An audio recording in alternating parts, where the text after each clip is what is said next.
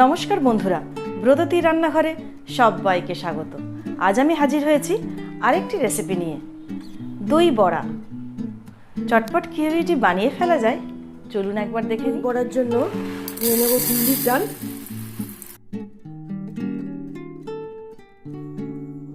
এই ডালটা 5-6 ঘন্টা ভিজিয়ে রাখতে হবে। ডালটা খুব ভালোভাবে ভিজে গেছে, এবার ডালটাকে ভালোভাবে পেস্ট করে নেব।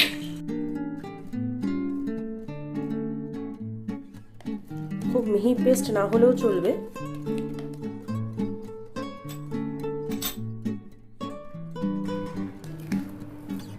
প্রথমে এটা ভালো করে ফেটিয়ে নেব।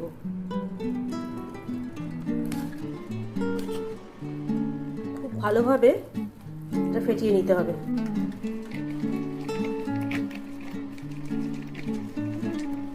সেম ডাইরেকশন, যেদিকে ফাটাবেন সেইভাবেই ঘোরাবেন। ডাল ফাটানো হয়ে গেছে, 6 মিনিট এটাকে ফেটিয়ে নিয়েছি। এবার এর মধ্যে দিয়ে দেব জিরা, 1/2 চামচ জিরে, গোটা জিরে দিয়ে দিলাম, আর দিলাম গোলমরিচের গুঁড়ো। সব একসাথে ভালো করে মিশিয়ে নিচ্ছি। বড় বাটির মধ্যে আমি এখানে জল নিয়ে নিয়েছি, এর মধ্যে আমি নুন দিয়ে দিলাম। বড়াগুলো ভেজে আমি জলের মধ্যে বড়াগুলো ছেড়ে দেব। দিয়ে দিলাম তেল, এটা ডিপ ফ্রাই হবে। তেল গরম হয়ে এসেছে, এটা বাটিতে অল্প জল নিয়ে নিয়েছি, হাত ভিজিয়ে বড়াগুলো একটা একটা করে ছাড়বো। ধার থেকে নেবেন।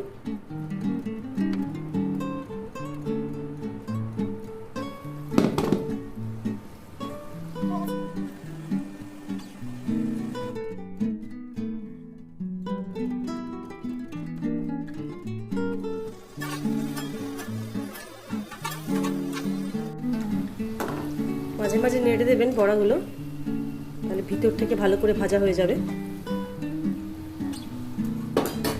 বড়া ভাজা হয়ে গেছে, নুন জল যেটা করে রেখেছি তার মধ্যে দিয়ে দেবো।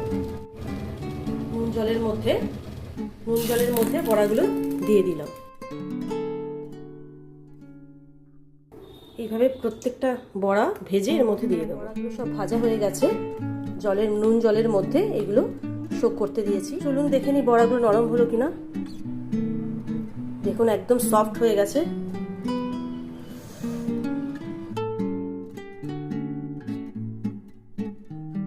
দইটা ভালোভাবে ফেটিয়ে নেব।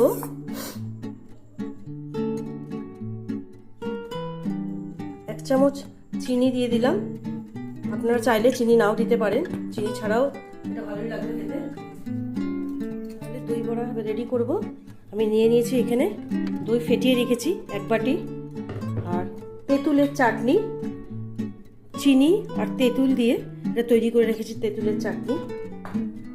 বিট নুন নিয়ে নিয়েছি, জিরে আর ধনে ভেজে গুঁড়ো করে রেখেছি।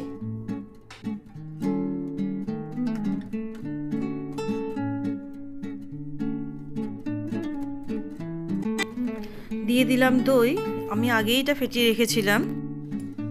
দিয়ে দিলাম তেঁতুলের চাটনি। এটা টক মিষ্টি, খেতে খুবই সুস্বাদু। একদম ঘরোয়া পদ্ধতিতে এই দই বড়া আপনারা বাড়িতে বানিয়ে খেতে পারেন। উপরে ছড়িয়ে দিলাম অল্প একটু বিট নুন,